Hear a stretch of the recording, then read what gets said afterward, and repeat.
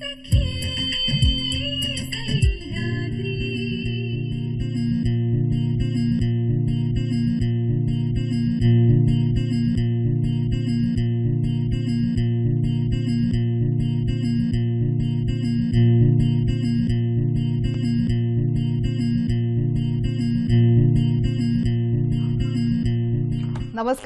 सखी सह्याद्रीमध्ये मी पल्लवी मुजुमदार आपल्या सगळ्यांचं मनपूर्वक स्वागत करते.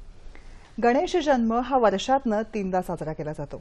भाद्रपदातली गणेश चतुर्थी, वैशाख पौर्णिमा आणि आजचा तिसरा दिवस म्हणजे तिसरा जन्म जो आहे तो साजरा केला जातो तो म्हणजे तिलकुंद चतुर्थी. रथसप्तमी आणि संक्रांत याच्यामध्ये येणारा हा दिवस असल्यामुळे तिलकुंद चतुर्थी असं त्याला संबोधलं जातं. त्याचबरोबर उद्या वसंत पंचमी सुरू होतीये आणि वसंतोत्सवाच्या आणि आजपासून सुरू होणाऱ्या तिलकुंद चतुर्थीच्या आपल्या सगळ्यांना शुभेच्छा. आज आपण 21व्या शतकामध्ये वावरतो, समानतेच्या युगात वावरतो. जेव्हा वेगवेगळे सण, वेगवेगळ्या परंपरा आपण साजरा करतो तेव्हा प्रत्येक ठिकाणी असं दिसतं की सगळ्यांनी एकत्र यायचं आणि एकत्रपणे पुढे जायचं ही भावना सगळ्यांच्या मनात असते. आणि मग प्रत्येक कार्यक्षेत्राकडे नजर टाकली, प्रत्येक यशस्वीतेकडे बघितलं, त्यात सगळीकडे स्त्रिया या पुरुषांच्या बरोबरीने स्वतःला साबित करतात आणि त्यांनी केलेलं स्वतःचं कर्तृत्व जे आहे ते नक्कीच आपल्याला अभिमानास्पद असतं. पण तरीसुद्धा या रोजच्या धावपळीमध्ये जगताना प्रसारमाध्यमांमधनं काही बातम्या आपल्या कानावरती येतात आणि त्या शहारे आणतात. त्या बातम्या असतात स्त्रिया, लहान मुलं यांच्यावर झालेल्या शारीरिक अत्याचाराच्या. समानतेचं युग असं आपण म्हणतो आणि त्याच बरोबरीने या अस्वस्थ करणाऱ्या बातम्या आणखीन अस्वस्थ करत जातात. मग असं होत असताना याच्यावरती उपाय काय आहे हे शोधायला हवं. समाजाचा एक घटक म्हणून ह्या बातम्या ऐकायच्या, विसरून जायच्या आणि आपल्या उद्योगाला लागायचं असं म्हणून इथं गणित संपतं का? अर्थातच नाही. घटक म्हणून प्रकृती, संस्कृती आणि विकृती हे जे समाजाचे पैलू आहेत त्यातली प्रकृती आणि संस्कृती ही स्वागतार्ह आहे, पण विकृतीवरती उपाय काय तो शोधायचा प्रयत्न आजच्या एका गंभीर विषयावर. तसाच आजचा आपला सखी सह्याद्रीचा विषय आहे तो म्हणजे लैंगिक शोषण, एक सामाजिक विकृती. आणि या दृष्टिकोनातनं मार्गदर्शन करण्यासाठीच या विषयाबद्दल त्यांचा अभ्यास आहे त्या ॲडव्होकेट रमा सरोदे. नमस्कार मॅडम. सखी सह्याद्रीमध्ये आपलं मनपूर्वक स्वागत करते. आजच्या आपल्या पाहुण्या ॲडव्होकेट रमा सरोदे यांच्याविषयी सांगायचं म्हणजे आपल्या शिक्षणाचा आणि कामाचा जनतेला, समाजाला उपयोग व्हावा हा त्यांचा दृष्टिकोन सतत कायम ठेवत समाजाभिमुख वकिली हा त्यांच्या कामाची संकल्पना आहे. त्या अनुषंगाने विविध मार्गदर्शनपर त्यांची पुस्तकं आहेत, कार्यशाळा त्या घेत असतात आणि महाराष्ट्रामध्ये वेगवेगळ्या पद्धतीने वकिलांची या पद्धतीने फळी कशी तयार होईल या दृष्टिकोनातनं त्या कार्यशाळाही घेत असतात. प्रत्येक ठिकाणी प्रत्येकाचा दृष्टिकोन हा समाजाभिमुख कसा होईल आपल्या कार्यातनं हाही त्यांच्या कामाचा आणि त्याच दृष्टिकोनातनं मार्गदर्शनाचाही भाग आहे. आज त्यांच्याकडून आपण या वेगळ्या विषयावर जाणून घेऊया आणि त्याचबरोबर मोकळं होऊया आणि या प्रश्नाचं उत्तर शोधायचा प्रयत्न करूया. संपर्कासाठी दूरध्वनी क्रमांक आहेत, चटकन टिपून घ्या. 24908050 24988050. मुंबई बाहेरचे प्रेक्षक आणि मोबाईलवरून डायल करताना 022 हा एसटीडी कोड आहे. छोटीशी विनंती, नेहमीप्रमाणे प्रश्न विचारताना टीव्ही सेटचा आवाज थोडासा कमी ठेवा जेणेकरून आमचा आवाज तुमच्यापर्यंत व्यवस्थित पोहोचू शकेल. त्याचबरोबर विषयाच्या अनुषंगाने नेमके प्रश्न आम्हाला तुमच्याकडून अपेक्षित आहेत. आपल्या चर्चेला सुरुवात करूया. सगळ्यात आधी जेव्हा लैंगिक हा शब्द उच्चारणं कठीण आहे असं आपण म्हणतो किंवा या विषयावरची चर्चा जी आहे, हा विषय 4 लोकांमध्ये बोलणं जे आहे हे टाळलं जातं, पण तरीसुद्धा याच समाजामध्ये लैंगिक शोषणाच्या घटना या आपल्या कानावर आदळतात आणि आपण अस्वस्थ होतो. मुळात लैंगिक शोषण हे नेमकं काय आहे? लैंगिक शोषणचे वेगवेगळे पद्धती आहेत. अगदी छेडछाडीच्या पद्धती कदाचित आपण सगळेच जण त्याला सामोरं जात असतो किंवा गेलेलो आहोत, तिथपासून ते बलात्कारापर्यंत अशा वेगवेगळ्या पद्धती आहेत. मग कोणाचा तरी मुद्दाम पाठलाग करणं असेल किंवा नको त्या अवस्थेत मुद्दाम पाहणं असेल किंवा काहीतरी एक लैंगिक काय म्हणतात सेक्शुअल फेवर मागणं असेल किंवा काहीतरी अश्लील चित्र दाखवणं असेल, तर ह्याच्या पद्धती ज्या आहेत त्या खूप वेगवेगळ्या असतात.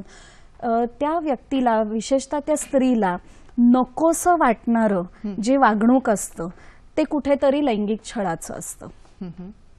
मग हे नकोसं वाटणं आहे त्याविषयी आवाज उठवणं इथंच समाज कमी पडतोय? हो, इथेच कमी पडतो, कारण का आपल्याकडे लैंगिकतेबद्दल बोलताना एक काय म्हणतात, एक दडपण असतं की जर मी माझ्या लैंगिक छळाबद्दल जर बोलले तर समाज माझ्याबद्दल काय विचार करेल, किंवा माझ्या चारित्र्यावरती प्रश्न उपस्थित होईल का, किंवा मी कुठे जाते, किती वाजता येते, कोणते कपडे घालते, आणि ह्या सगळ्या बाबतीतले प्रश्न उपस्थित होईल का. आणि म्हणून आपल्याकडे कुठेतरी ती संस्कृतीच नाहीये की जिथे मोकळेपणाने एखादी मुलगी किंवा स्त्री तिच्यावरती होणाऱ्या लैंगिक छळाबद्दल ती बोलू शकेल. आणि मला वाटतं हे चित्र बदलणं आणि त्यांना मोकळीक मिळणं आणि त्यांनी हे सगळं बोलणं, जेणेकरून जर ते बोलतील तर मग आपण हे गुन्हे जे आहेत ते आपण कमी करू शकू, आपण हे गुन्हे थांबवू शकू, हा प्रयत्न आपल्याकडनं होऊ शकेल. पण त्याच्यासाठी बोलण्यासाठी ती एक स्पेस निर्माण करणं, तो वाव त्यांना देणं, हे मला वाटतं खूप गरजेचं आहे. हे लैंगिक शोषण जेव्हा आपण म्हणतो तेव्हा हे महिलेचं किंवा स्त्रीचंच होतं असं म्हणता येईल? नाही, लैंगिक शोषणाचे प्रकार जे आहेत ते अगदी 2 ते 3 महिन्याच्या बाळापासून ते 70-80 वर्षाच्या वृद्ध स्त्रीपर्यंत होताना दिसतात. आणि विशेषतः लहान मुलांच्या लैंगिक शोषणाबद्दल जेव्हा आपण बोलतो मग तिथे मुलगा आणि मुलगी दोघांचेही लैंगिक शोषण होताना दिसतात. पण त्याच्यानंतर मात्र बरेचदा, म्हणजे जनरली 18 वर्षानंतर मात्र आपण पाहतो तेव्हा मुलांचे तसे कमी होताना दिसतात, मुलींचे जास्ती होताना दिसतात. पण मुलांचे होतच नाही असं आपण म्हणू शकत नाही, कारण का जेव्हा मुलं लहान असतात तर त्यावेळेला त्यांचेही लैंगिक शोषण होताना दिसतात आणि अशी प्रकरणं बरीच पुढे आलेली आहेत. आता या दृष्टिकोनातून विचार करताना व्यक्त होणं हा फार कठीण भाग असतो. त्यातूनही पुन्हा मालिकांमधनं किंवा माध्यमांमधनं जे आमच्यापाशी पोचतं त्यामध्ये जवळच्या नातेवाईकांकडनं सुद्धा अत्याचार होऊ शकतात. या दोन्ही केसेसमधनं सुद्धा व्यक्त होणं आणि जवळच्या नातेवाईकांकडनं होणारा अत्याचार याविषयी व्यक्त ही लोक नाही करू शकत, कारण का आधीपासूनच ज्या संस्कृतीत आपण वाढलेलो असतो किंवा आपल्यावरती जे संस्कार होत असतात, विशेषतः मुलींवरती जे संस्कार होत असतात ते त्यांनी कसं सहनशील असलं पाहिजे ह्याच्याबद्दलचे होत असतात. त्यांनी कसं गप्प बसलं पाहिजे, बोललं नाही पाहिजे जास्ती, ह्याच्याबद्दलचे संस्कार होत असल्यामुळे पण त्या विशेष बोलत नाहीत. आणि ते खूप नंतर सगळे पुरावे नष्ट झाल्यानंतर बरेचदा ही प्रकरणं पुढे येताना दिसतात. त्यामुळे जसं मी सुरुवातीला म्हटलं की एक मोकळं वातावरण आणि अगदी लहान वयापासून हे ओळखता येणं की हा प्रकार जो आहे तो लैंगिक छळाचा प्रकार आहे, हा स्पर्श जो होता तो नकोसा वाटणारा स्पर्श होता, ह्याच्याबद्दलचं एक अवेअरनेस असेल तर, ते प्रबोधन असेल तर ते झालं पाहिजे.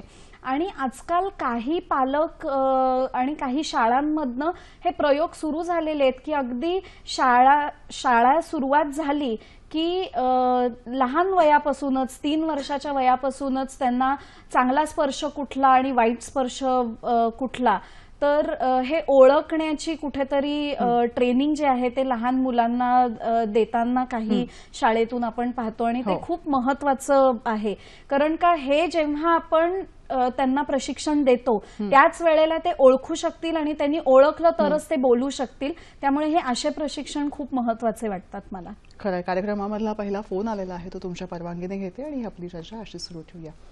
नितीन आपल्याशी बोलू इच्छितात नाशिकहून. नमस्कार. Hello madam. नमस्कार, मी नितीन कुलकर्णी बोलतोय नाशिकहून. बोला. तर स्त्रीचं आणि पुरुषाचं, स्त्रियांचं आणि लहान मुलांचं लैंगिक शोषण होतं असं आपण म्हणतो की, पण मग स्त्रीचं पण लैंगिक शोषण झालं आणि पुरुष पुरुषावरती पण लैंगिक शोषण करतोय असं कोणी करू शकतं का? बर, धन्यवाद. म्हणजे समलिंगी संबंधामधलं लैंगिक शोषण असा त्यांचा मुद्दा आहे, काय सांगाल? नाही, शोषण करणं, लैंगिक शोषण असेल किंवा कुठलंही शोषण करणं ही खरं ॲटिट्यूडचा भाग आहे, ती प्रवृत्ती आहे आणि ती विकृतीकडे नेणारी एक आहे. तर असं होऊ शकतं, विशेषतः समलिंगी व्यक्ती जे आहेत त्यांच्यामध्ये हे असं शोषण होऊ शकतं, ते नाकारता येणार नाही आपल्याला. पण हे असे शोषणाचे प्रकार जे आहेत ते समाजापुढे खूप येत नाहीत, कारण का आपल्या मनात म्हणजे लैंगिकतेबद्दल आणि समलैंगिकतेबद्दलच इतके प्रश्न आहेत की ते फारसे समोर येताना दिसत नाहीत. थोड्या गोंधळामुळे ह्या गोष्टी स्पष्ट होत नाहीत असं म्हणता येईल? हो, गोंधळ आहे, मनात भीती आहे की समजा आपल्या लैंगिकतेबद्दल आपण मोकळेपणाने बोललो तर आपल्याबद्दल लोक जजमेंटल होतील का, आपण वाईट आहोत किंवा आपण ॲबनॉर्मल आहोत असे काहीतरी विचार आपल्याबद्दल करायला लागतील का. कारण काय हे समाजात इतकं स्वीकारलेलं नाहीये म्हणून ही भीती आहे त्यांच्या मनात. पण होत असतील हे असे लैंगिक छळ, आपण नाकारता येणार नाही आपल्याला. समाजाचा घटक म्हणून जेव्हा आपण बघतो तेव्हा या सगळ्या गोष्टी घडत असतात. आता यामध्ये मुद्दा आहे तो महत्वाचा, तो म्हणजे व्यक्त होण्याचा. यामध्ये व्यक्त कसं कुणी कशा पद्धतीने व्हावं? मला वाटतं हे खूप महत्वाचं आहे की त्यांनी व्यक्त झालं पाहिजे आणि म्हणून मग त्यासाठी वातावरण निर्मिती जी आहे ती खूप महत्वाची आहे.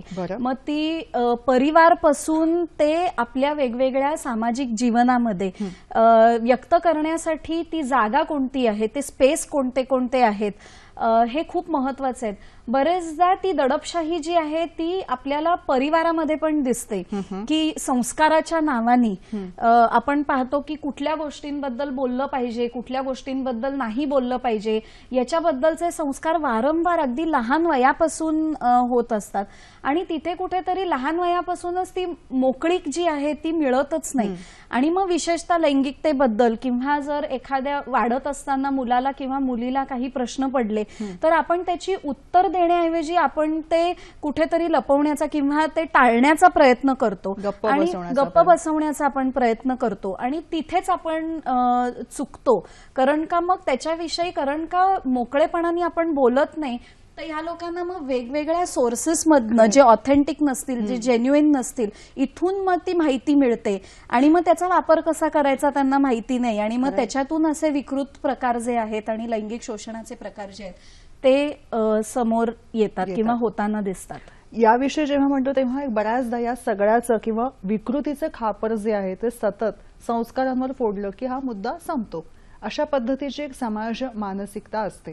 पण जेव्हा घटना घडते आणि त्याविषयी ती काय म्हणूया ती जी व्यक्ती असते त्या व्यक्तीला याविषयी बोलावंसं वाटतं किंवा याविषयी दाद मागावीशी वाटते, त्यावेळी काय करायला हवं? नाही, विशेषतः ज्या व्यक्तीला याविषयी दाद मागावी लागते तर ते त्याचं एकतर पहिलं स्वागत केलंच पाहिजे. कारण का खूप कमी लोक लैंगिक छळाबद्दल आणि म्हणून त्याचं स्वागत समाज म्हणून आपण केलं पाहिजे. जेव्हा आपण ते करत नाही आणि आपण त्या व्यक्तीलाच प्रश्न विचारायला लागतो की तू इतके वाजता बाहेर का गेलीस, तू कोणते कपडे घालून गेलीस, तुला काय गरज होती जाण्याची, हे जेव्हा आपण प्रश्न विचारायला लागतो तेव्हा कुठेतरी लक्षात घेतलं पाहिजे की आरोपीला आपण पाठीशी घालतोय आणि त्यांनी केलेल्या गुन्ह्याला आपण कोणताच प्रश्न विचारत नाहीये, पण जी तिथे सर्व्हायव्हर आहे त्या घटनेची किंवा आपण म्हणू ती विक्टिम आहे तर तिलाच आपण तिची उलट तपासणी घेऊन तिचं अजून खच्चीकरण करतोय आणि त्यामुळे आपण तिला बोलू दिलं पाहिजे आणि आपणही तिच्या बाजूनी बोललं पाहिजे. हे सगळ्यात महत्वाचं आहे. त्याशिवाय आपण ही प्रकरणं जी आहेत ती आपण कमी करू शकणार नाही, आपण ती थांबवू शकणार नाही. हे महत्वाचं आहे की बऱ्याचदा जेव्हा ह्या घटना घडल्याच्या ऐकतो त्यावेळी उलट सुलट ज्या बातम्या आपण वाचतो किंवा सांगितल्या जातात त्यामध्ये आरोपी जो आहे तो समोर प्रत्यक्षामध्ये येतच नाही आणि ज्याच्यावर अन्याय झालेला आहे त्या स्त्रीविषयीच वेगवेगळं आपण ऐकत राहतो. मग तिचे कपडे असोत, शिक्षण असो, जाणं असो, कामाच्या वेळा असोत, ह्या सगळ्याविषयी जी आहे ह्या सगळ्या भीतीमुळे ती आधी बोलण्यापूर्वीच खूप विचारामध्ये अडकते. मग या पार्श्वभूमीवरती तुमच्याकडून मार्गदर्शन घ्यायला आवडेल.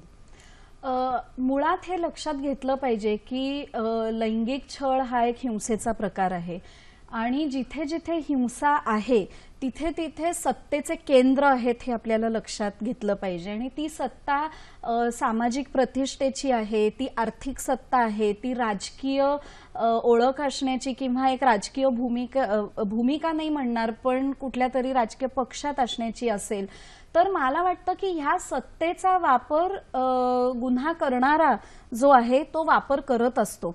की माझं वर्चस्व मी दाखवतोय किंवा मी पुरुष असल्याचं पण एक मी वर्चस्व दाखवतोय आणि म्हणून हे लैंगिक छळ जे आहेत ते आपल्याला स्त्रियांवरती किंवा लहान मुलांवरती जे फारसं बोलू शकत नाही, जे आपली भूमिका मांडू शकत नाहीत, जे निरागस आहेत, ह्यांच्यावरती आपण होताना दिसते. तर हे सत्ता दाखवण्याची जी प्रकार आहे, तर मला वाटतं की कुठेतरी ती तोडली पाहिजे.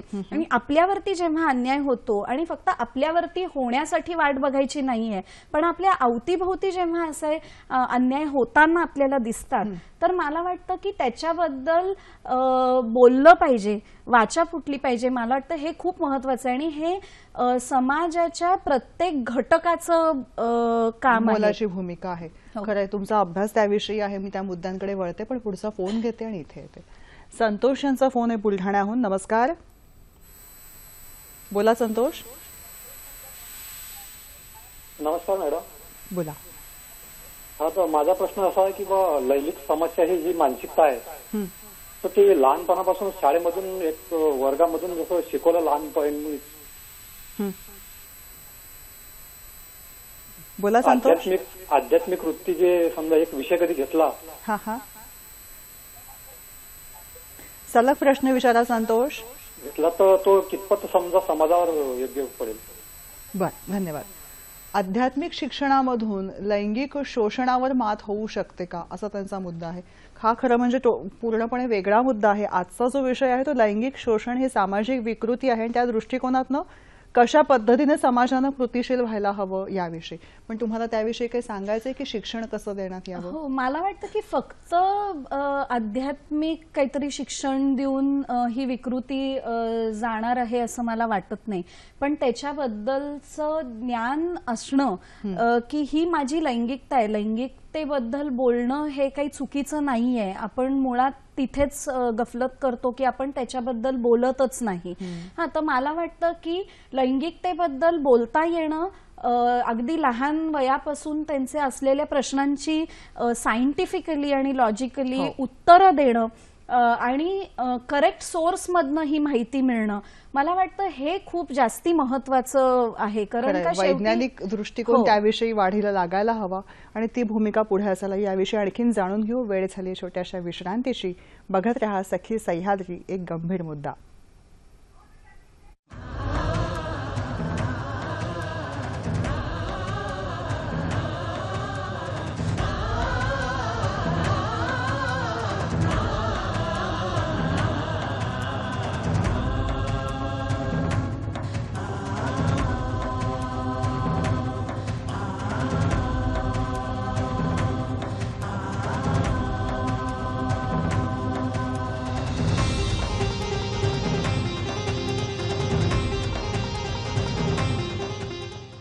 दूरदर्शन सह्याद्री वाहिनी सादर करत आहे महिला सक्षमीकरणावर आधारित नवी मालिका रात्र वणव्याची. 26 जानेवारीपासून. आजचा आपला सखी सह्याद्रीचा विषय लैंगिक शोषण, सामाजिक विकृती आणि याविषयी आपण जाणून घेत आहोत. ॲडव्होकेट रमा सरोदे, तुम्ही आता सांगत होतात ते म्हणजे मुलांकडे कशा पद्धतीने ही विकृती होऊच नाही या दृष्टिकोनातून आपल्याला काय करता येईल?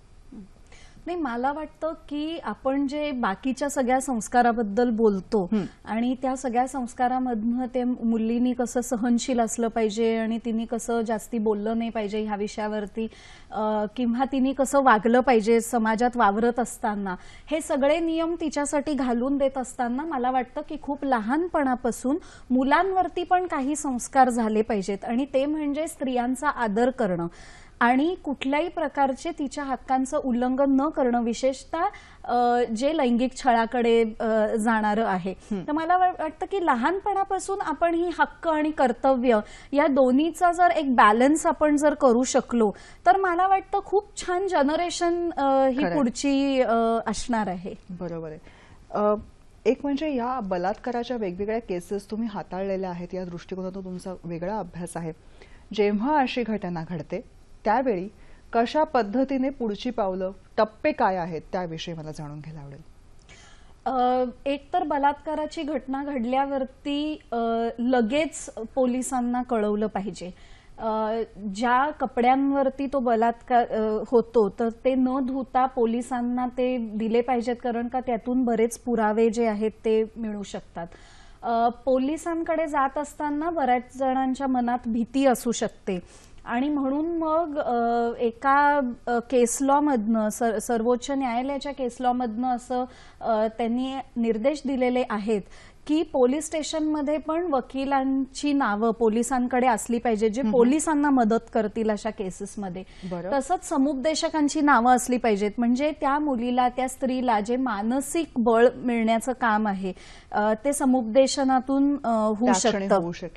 पोलिसांकडे जी घटना जशी घडली तर ती तशीच तिथे सांगितली पाहिजे आणि तशीच FIR म्हणून पोलिसांनी लिहून घेतली पाहिजे आणि त्याच्यानंतर मग त्या स्त्रीला किंवा मुलीला मेडिकल चेकअपसाठी पाठवलं जातं तिकडच्या सरकारी हॉस्पिटलमध्ये. मेडिकल चेकअपच्या मुद्द्यावर आपण थांबूया, एक फोन घेऊया आणि पुन्हा या मुद्द्याकडे वळूया. रवींद्र कुडाळकर आपल्याशी बोलतायत नाशिकहून. नमस्कार, बोला. नमस्कार, मी रवींद्र कुडाळकर नाशिकहून बोलतोय. माझे 2 प्रश्न आहेत. अल्पवयीन मुली असोत, बालिका असोत, गृहिणी असोत किंवा नोकरदार महिला असोत, यांच्याबद्दल लैंगिक शोषण जे केले जाते त्याला विकृती नक्कीच म्हटलं पाहिजे आणि ती विकृती असते देखील. पण अशा विकृतीबद्दल समाजाची मानसिकता, समाजमन खूप परिणामकारकरित्या बदलणे गरजेचं आहे. पण दुर्दैवाने तसं अनेक वर्षात होत नाही आणि झालेलंही नाहीये. यासाठी काय केलं जावं हा पहिला प्रश्न. आणि दुसरं म्हणजे असं की प्रसारण ग्रहांमध्ये सुद्धा महिलांबद्दल काही असतील लिहिणं किंवा सांकेतिक भाषेत फोन नंबर लिहिणं हे सुद्धा लैंगिक विकृती होते का आणि हे होऊ नये म्हणून काय केलं जावं. धन्यवाद. त्यांच्या प्रश्नाला उत्तर देऊन आपण या मुद्द्याकडे पुन्हा वळूया. एक म्हणजे त्यांचा वेगळा मुद्दा होता तो म्हणजे प्रसाधनगृहामध्ये वेगवेगळ्या जे लिहिलेला असतो मजकूर तो जो आहे तो छळाचा भाग होऊ शकतो का? तो छळाचा भाग होत नाही पण मला वाटतं त्यांचा प्रश्न महत्वाचा ह्या अर्थाने आहे की आपण एकंदरीतच स्त्रीला माध्यमातून कसं दाखवतोय. म्हणजे एकतर ती खूप चांगली आहे नाहीतर ती अगदीच विलन आहे. तर मला वाटतं की वास्तवात जीवन जगत असताना अशा 2 टोकाचेच व्यक्ती आपल्याला भेटतात असं नाही. चांगलं वाईट हे प्रत्येकांमध्ये असतं आणि ते वास्तव आपण नक्कीच माध्यमातून दाखवत नाही. आणि आजकाल असं झालेलं आहे म्हणजे एक वकील म्हणून काम करत असताना जे आहे ते कुठेतरी माध्यमातून जे दाखवलं जातं त्याचा प्रभाव जो आहे तो खूप मोठ्या प्रमाणात असतो. आणि म्हणून हे खरं आहे का काय, असंच आहे का काय, अशा पद्धतीचं कुठेतरी आकलन होताना दिसतंय. आणि म्हणून मग ते माध्यमातून जे दाखवले ते खरंच आहे असं समजून तशा पद्धतीची वागणूक जी आहे ती आपल्याला समाजात होताना दिसते. आणि म्हणून मग माध्यमातून जेव्हा काही लैंगिक छळाबद्दल दाखवत असताना त्याचं जेव्हा समर्थन होताना दिसतं मग ते भलेही स्क्रिप्टेड असेल पण ते जेव्हा समर्थन होताना दिसतं तर त्यावेळेला समाज ते कुठेतरी ॲब्झॉर्ब करत असतं आणि हे बरोबर आहे असं त्यांचं मत बनत असतं. तर त्यामुळे मला वाटतं की माध्यमातून आपण काय दाखवतो किंवा आपण काय घेतो त्यातून आणि काय सोडून देतो तर ह्याचंही कुठेतरी एक काय म्हणतात प्रशिक्षण ते भान असलं पाहिजे. आणि प्रेक्षक म्हणून सुद्धा भूमिका मोलाची ठरते की आपण काय बघायचं आणि काय बघायचं नाही. रिमोट शेवटी आपल्या हातात. बरोबर आहे. आता त्यांचा अजून एक मुद्दा होता तो म्हणजे अल्पवयीन बालिकेंवरती होणारे अत्याचार आणि याविषयी समाजमन. तुम्ही मला कार्यक्रमाच्या आधी बोलताना सांगत होतात की अशीच एक केस तुम्ही सांगितलीत की त्याविषयी बोलताना पालकांना प्रश्न पडला की आपण याविषयी बोलावं की न बोलावं. तर त्या अनुषंगानेही सांगा थोडंसं. बरेचदा जेव्हा लैंगिक छळाचे प्रकार होतात तर महत्वाचं बरेचदा वाटत असतं की अरे आपल्या घराची बदनामी तर होणार नाही, आपल्या नावाची बदनामी तर होणार नाही. पण मला ह्या उलट ह्या पालकांना शिक्षकांना ह्या सगळ्यांना विचारायचं आहे की त्या लहान मुलाची किंवा मुलीची सुरक्षता महत्वाची वाटत नाही का अशा वेळेला आणि कोणत्या प्रकारच्या बदनामीला आपण घाबरतोय.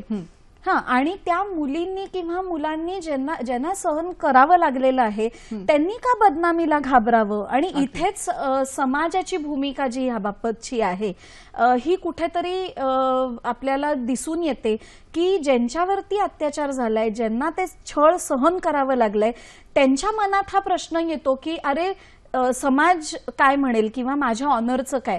पण गुन्हा करणाऱ्याच्या हे मनात येत नाही असं का. मोलाचा मुद्दा आहे. म्हणजे गुन्हे करणाऱ्याच्या मनात हे आलं पाहिजे की जर माझा गुन्हा समोर आला आणि जर लोकांना हे लक्षात आलं की अरे मी हा गुन्हा केलाय, तर त्याला त्याची लाज वाटली पाहिजे. विक्टिमला किंवा सर्व्हायव्हरला लाज वाटून चालणार नाही. आणि इथेच कुठेतरी आपली मानसिकता बदलण्याची, समाज म्हणून, समाजाचे घटक म्हणून आपली मानसिकता बदलण्याची गरज आहे. खरं आहे, तुम्ही म्हणालात त्याच्या अगदी तसं वेगळंच चित्र आपल्या डोळ्यासमोर आहे की ज्याच्यावर जिच्या बाबतीमध्ये अन्याय घडलेला आहे तिला आज तोंड लपवावं लागतं, तिला समाजासमोर जाता येते, तिच्या कुटुंबियांना मान खाली घालावी लागते आणि जो आरोपी आहे, अपराधी आहे, तो मात्र उजळ माथ्यानं समाजामध्ये वावरत असतो. मग हा बलात्कार झालेला स्त्री आहे, बालिका आहे, ती आणि त्यांचे कुटुंबीय यांची व्यक्त होण्याची पद्धत जी आहे ती मोलाची आहे. मग तुम्ही मला मगाशी मुद्दे जे सांगत होता त्या मुद्द्यांकडे आपण येऊया की पोलिसांकडे गेल्यानंतर तिने मेडिकल चेकअपसाठी जायला पाहिजे, इथपर्यंत आपण आलो होतो. पुढे काय करायचं? मेडिकल चेकअप एकतर काही खाणाखुणा दिसतात का शरीरावरती ह्याच्याबद्दलचं असतं, गायनॉकॉलॉजिकल असतं, मानसिकरित्या किती खचलेली आहे तो आधार काय देण्याची गरज आहे ह्याच्याबद्दलचं असतं.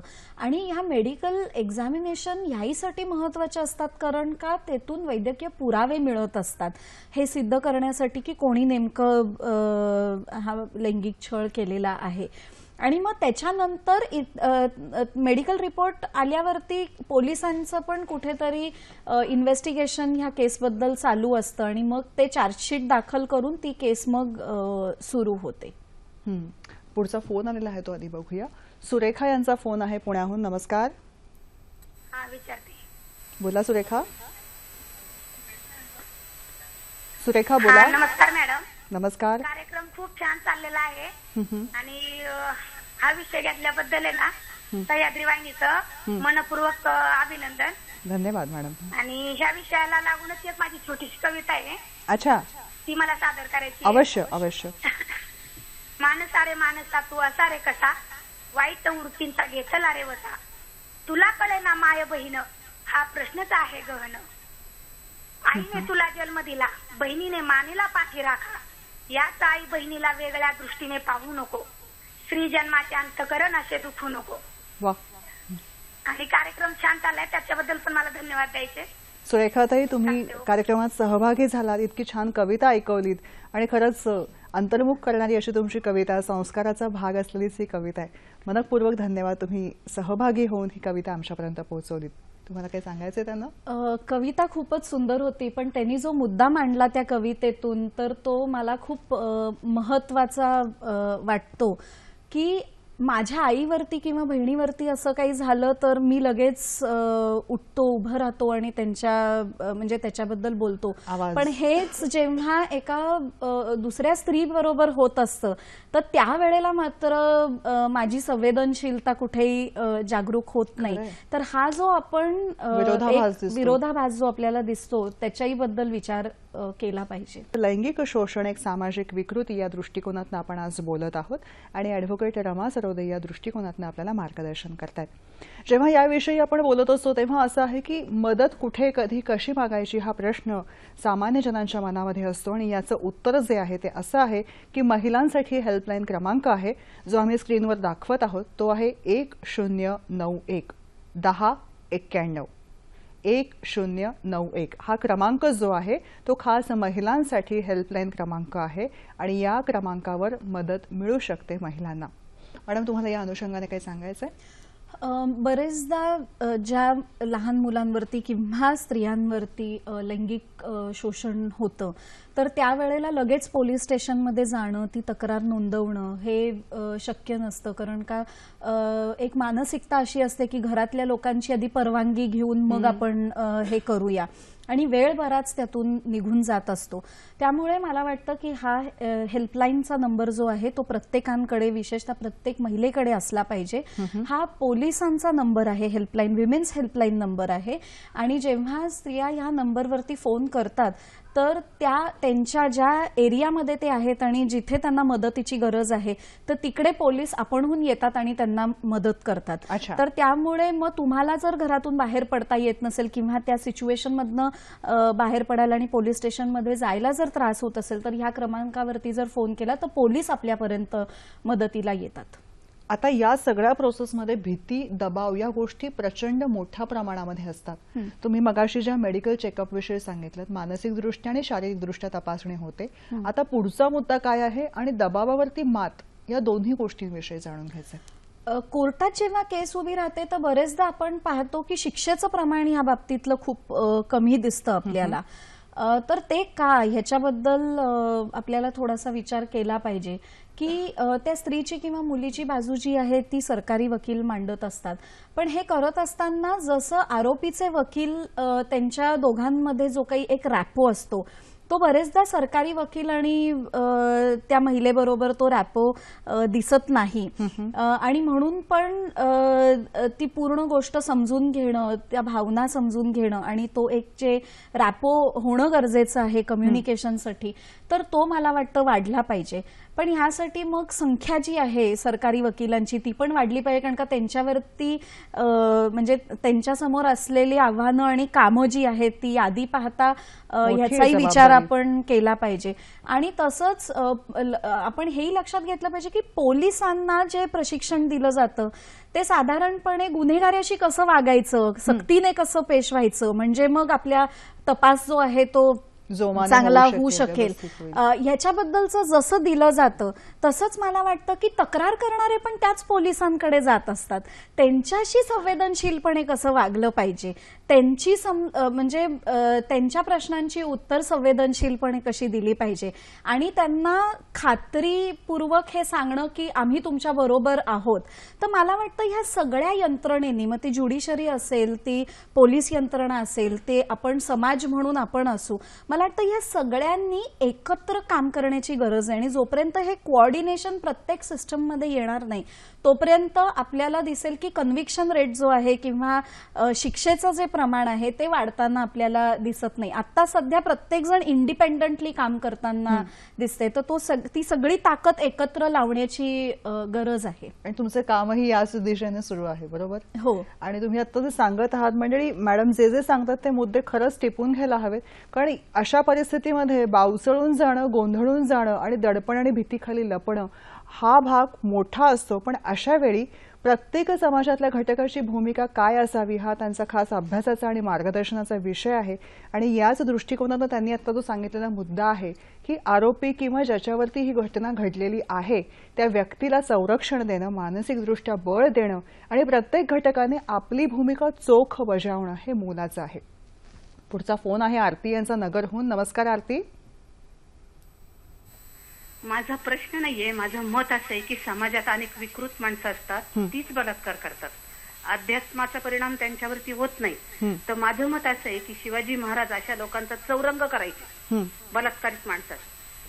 तर तसा कायदा आज जरा आला तर फार बरं होईल. या सगळ्या गोष्टीला आळा बसेल. ह्या चर्चा वगैरे करून काही उपयोग होणार नाही असं मला वाटतं.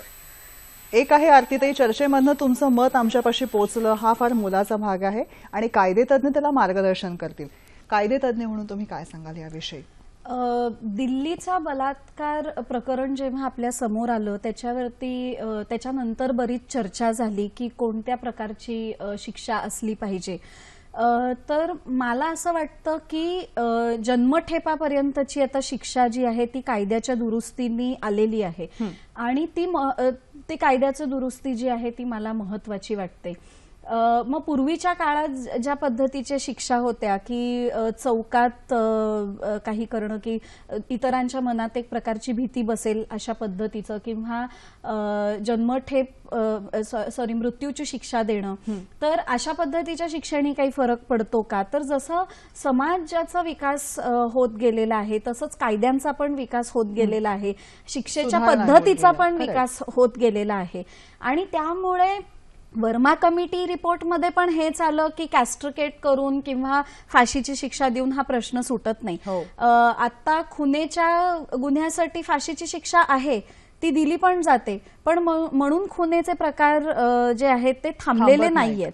तर त्यामुळे डेटरन्स थिअरीचा जो परिणाम आहे तो कुठेतरी कमी होताना दिसतोय. लोकांना हे माहिती आहे की मी जेव्हा अशा पद्धतीचं लैंगिक छळ किंवा शोषण करत असतो तर हे मी चुकीचं करतोय, पण त्यावेळेला मला शिक्षा होईल, मला फाशी मिळेल म्हणून मी आता करत नाही अशी कोणती मानसिकता त्यावेळेला नसते. त्यावेळेला ते मला करायचं आहे ह्याच यांनी ते होतं. आणि म्हणून मला वाटतं की ही मानसिकताच बदलणं हे महत्वाचं आहे.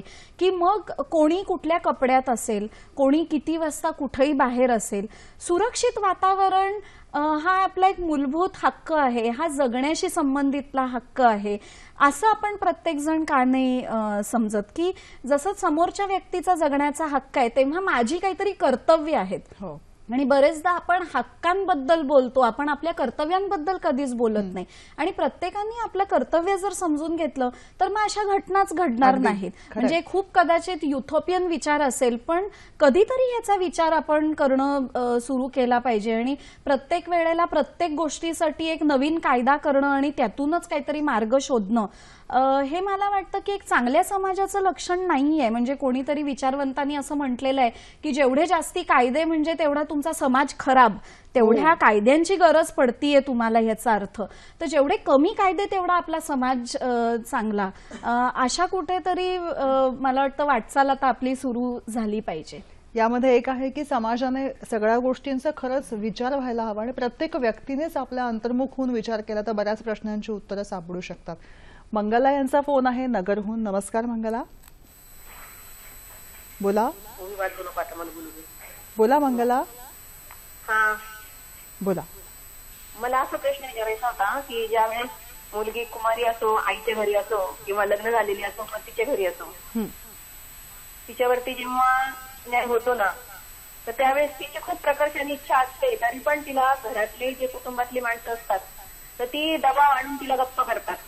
आणि जो दोषी व्यक्ती असतो तोही दबाव आणून तिला गप्प करतो. तर मग त्यासाठी काय प्रयत्न करता येतील? आपण मगाशी याविषयीच बोललो की नातेवाईकांनी केलेला अत्याचार असतो किंवा आरोपी आणि कुटुंबीय हे दबाव आणून गप्प बसवतात. आपण इन जनरल सगळ्याच या केसेसमध्ये असं बघूया की गप्प बसवलं जेव्हा जातं आणि त्या स्त्रीची इच्छा असते की नाही याविषयी व्यक्त व्हायचंय, काय करायला हवं? एक तर सुरुवातीपासूनच त्या प्रत्येक मुलीवरती, प्रत्येक स्त्रीवरती हा संस्कार होणं की नाही, मी अत्याचार सहन करणार नाही, मी ह्याच्याबद्दल बोलणार, हे होणं खूप गरजेचं आहे. त्याचबरोबर ती जेव्हा बोलायला लागेल तर तेव्हा व्यवस्थेची भूमिका, वेगवेगळ्या व्यवस्थेची भूमिका ही खूप महत्वाची असते. कारण का तिथूनही कुठेतरी गप्प करण्याचा एक प्रकार जो आहे तो आपल्याला दिसतो. एकंदरीतच आपली व्यवस्था जी आहे, आपला समाज जो आहे तो पुरुष प्रधान संस्कृतीतून त्याचा प्रभाव जास्ती असल्यामुळे पण आपल्याला हे सगळं असं दिसून येतं की स्त्रीला सतत एक दुय्यम दर्जा दिलेला आहे. तिला प्रत्येक वेळेला कोणा ना कोणाची तरी परवानगी घ्यावी लागते आणि अन्यायाविरुद्ध बोलत असताना पण तिला परवानगी घ्यावी लागते. तर मला वाटतं हे कुठेतरी बदललं पाहिजे. दुसरं, ज्यांना माहिती आहे की असं कुठला तरी लैंगिक छळ झालाय, लैंगिक शोषण झालाय, तर त्या लोकांनी साक्षीदार म्हणून कोर्टापुढे येणं आणि ह्या सगळ्या प्रकरणातून कोर्टाने पण त्या साक्षीदाराचं सन्मानाने वागणूक त्यांना मिळणं, कारण का ते कोर्टाची मदत करतायत, ते न्याय मिळवून देण्यासाठी मदत करतायत. तर मला वाटतं हे दोन्ही भूमिका ज्या आहेत त्या खूप महत्वाच्या आहेत. आणि आपण बरेचदा गप्प बसतो, आपण एक स्पेक्टेटर म्हणून असतो, बघायची भूमिका घेतो आपण, आणि आपण तिथे जाऊन मदत करण्याची भूमिका घेत नसल्यामुळे पण अनेक अडचणी येतात आणि पुराव्याच्या अभावी बरेचदा गुन्हेगाराला सोडलं जातं. तर मला वाटतं ह्याच्याबद्दल प्रत्येकानेच विचार केला पाहिजे की मी पण गप्प बसून चालणार नाही. मी म्हणजे त्यासाठी माझ्यावरती काहीतरी अन्याय झाला पाहिजे ह्याची वाट बघायची मला गरज नाही, आवश्यकता नाही. घटक म्हणून भूमिका हवी. याच दृष्टिकोनातून थोडंसं पुढे जाते आणि असं म्हणते की बलात्काराची अनेक प्रकरणं, अनेक वेगवेगळ्या केसेस तुम्ही हाताळलेल्या आहेत, त्यातल्या अनेक गोष्टींना वेगवेगळ्या पद्धतीने मार्ग तुम्ही काढून दिलेले आहेत, अभ्यास आहे.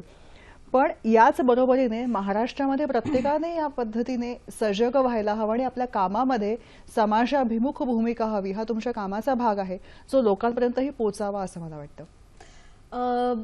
आम्ही जेव्हा ह्या सगळ्या मानवी हक्कांच्या प्रश्नांवरती काम सुरू केलं तर त्यावेळेला त्याच्याबद्दल सातत्याने लिखाण पण सुरू ठेवलं. माध्यमांचा सायंटिफिक पद्धतीने या सगळ्या कामामध्ये लोकांपर्यंत पोचण्यासाठीचा एक जो वापर आहे तो सकारात्मक पद्धतीने आम्ही केला. आणि ह्यातूनच आम्ही लोकांपर्यंत पोहोचू शकलो. त्यामुळे अनेक लोकांची आम्हाला फोन यायला लागले की आमच्या केसमध्ये तुम्ही आम्हाला मदत करू शकाल का.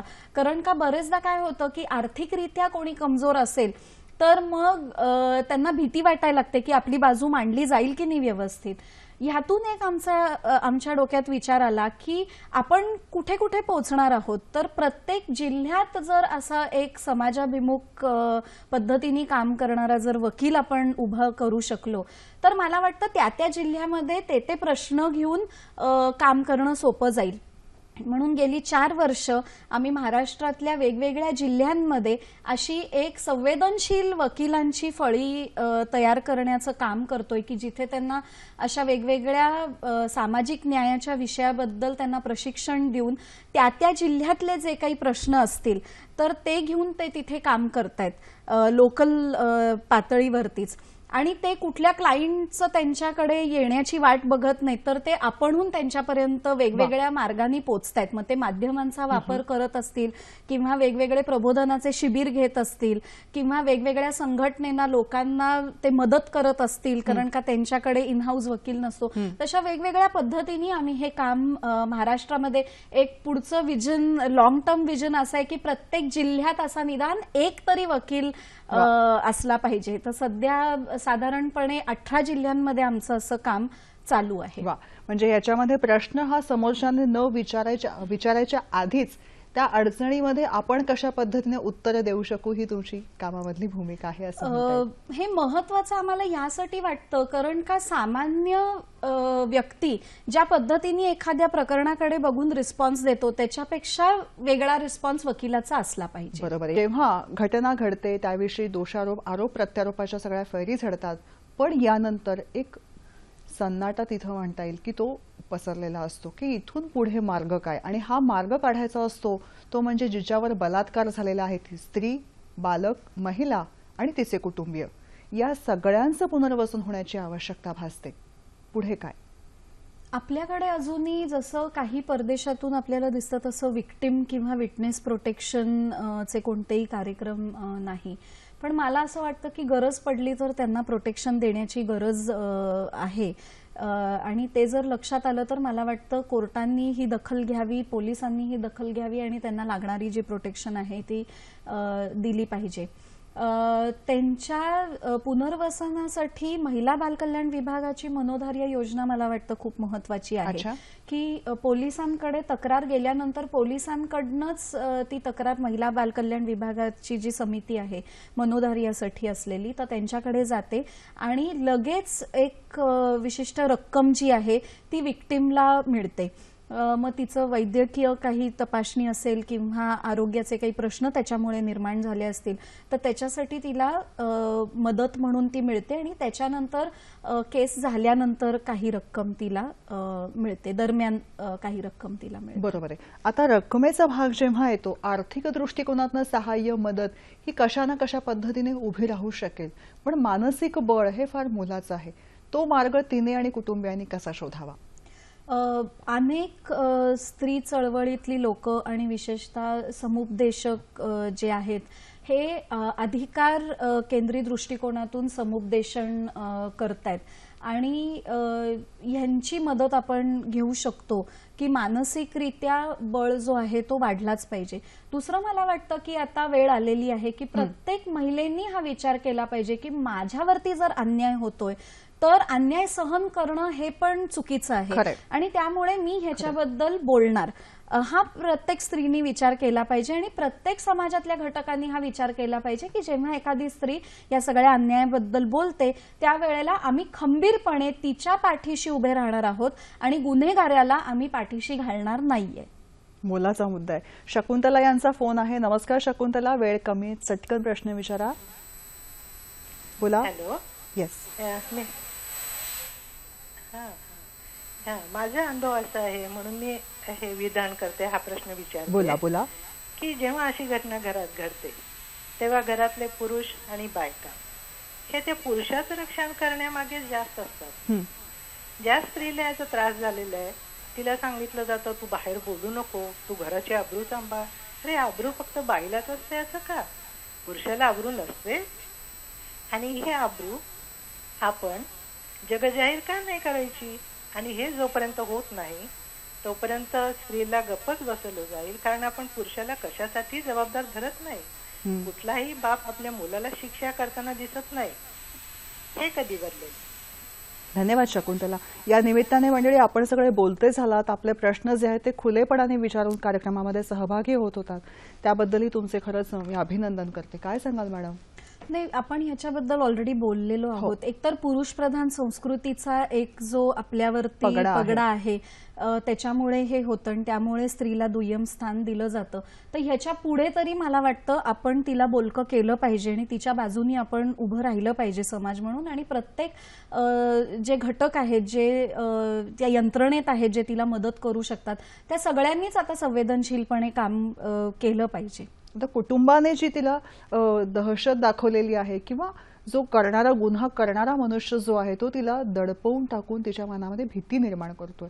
आणि जसं आता आईने एका सांगितलं किंवा एका महिलेने सांगितलं, तर त्यांना महिलांना याविषयी बोलावंसं वाटतं पण बाकीचे सगळे दाबायचा प्रयत्न करतात. ही भीती जी आहे याच्यावर बात कशी करावी?